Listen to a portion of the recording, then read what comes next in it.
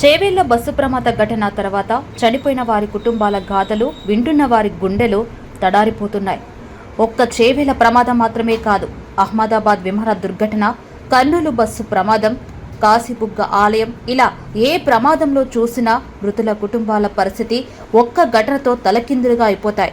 ఇంటిని నడిపించే భర్త అయినా, ఇంటికి దీపం లాంటి ఇల్లాలు అయినా, కంటికి వెలుగు లాంటి పిల్లలు అయినా ఏ ఒక్కరికి ప్రమాదం జరిగినా ఆ కుటుంబం పడే మానసిక వేదన అంతా ఇంతా కాదు.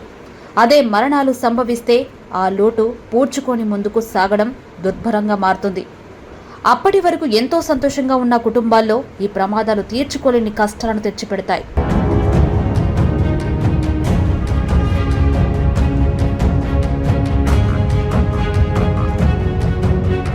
ముగ్గురు పిల్లల్ని ఒకేసారి ప్రమాదంలో కోల్పోయిన తండ్రి ఇక తన జీవితానికి అర్థం ఏమిటని గుండెలు విలిసేలా రోదిస్తే దానికి ఎవరు సమాధానం చెప్పగలరు? ఆ తండ్రిని ఏమని ఓదార్చగలరు? తల్లిదండ్రులిద్దరూ ప్రమాదంలో కోల్పోతే లోకం తెలియని చిన్నారులకు ఇక తోడుండేదెవరు? పొత్తిలలో పెట్టుకుని అపురూపంగా చూసుకుంటున్న బిడ్డతో సహా ఆ తల్లి కంకరాల్లా కింద నలిగిపోతే ఆ ఇంటి పెద్ద గుండె తట్టుకోగలుగుతుందా? ఇలా ఎన్నో విషాద గాథలు చేవెళ్ల ప్రమాదంలో అందరినీ కంటతడి పెట్టిస్తున్నాయి. ప్రతి ప్రమాదంలోనూ ఇలాంటివి ఉంటాయి.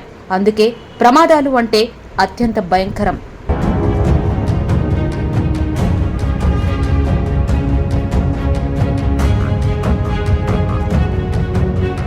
అసలు ప్రమాదాలు ఎలా జరుగుతాయి, ఎందుకు జరుగుతాయని విశ్లేషిస్తే దేవుడేమి రాసిపెట్టాడు, అంతా మానవ తప్పిదాలుగానే జరుగుతాయి. దీనికి కారణం నిర్లక్ష్యం.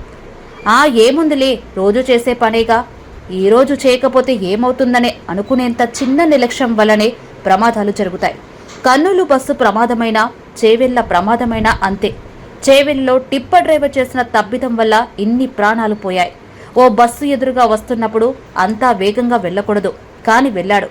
నిద్రమత్తులోనే వేగంగా వస్తున్న లారీ గుంతలో పడటం వల్లనే కాని కంట్రోల్ తప్పింది. అంతే, 20 జీవితాలు తెల్లారిపోయాయి. ఇక్కడ డ్రైవర్ కాస్త సంయమనం పాటించి ఉంటే ప్రమాదం జరిగేదే కాదు.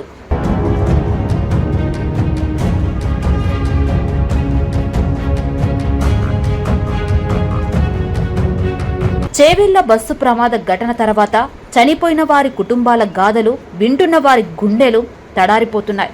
ఒక్క చేవెళ్ల ప్రమాదం మాత్రమే కాదు, అహ్మదాబాద్ విమాన దుర్ఘటన, కర్నూలు బస్సు ప్రమాదం, కాశీబుగ్గ ఆలయం, ఇలా ఏ ప్రమాదంలో చూసినా మృతుల కుటుంబాల పరిస్థితి ఒక్క ఘటనతో తలకిందులుగా అయిపోతున్నాయి. ఇక ఇంటి నడిపించే భర్త అయినా, ఇంటికి దీపం లాంటి ఇళ్లలో అయినా, కంటికి వెలుగు లాంటి పిల్లలైనా ఏ ఒక్కరికి ప్రమాదం జరిగినా ఆ కుటుంబం పడే మానసిక వేదన అంతా ఇంత కాదని చెప్పొచ్చు. అదే మరణాలు సంభవిస్తే ఆ లోటు పూడ్చుకొని ముందుకు సాగడం దుర్బలంగా మారుతుంది. అప్పటి వరకు ఎంతో సంతోషంగా ఉన్న కుటుంబాల్లో ఈ ప్రమాదాలు తీర్చుకోలేని కష్టాలను తెచ్చిపెడుతున్నాయి.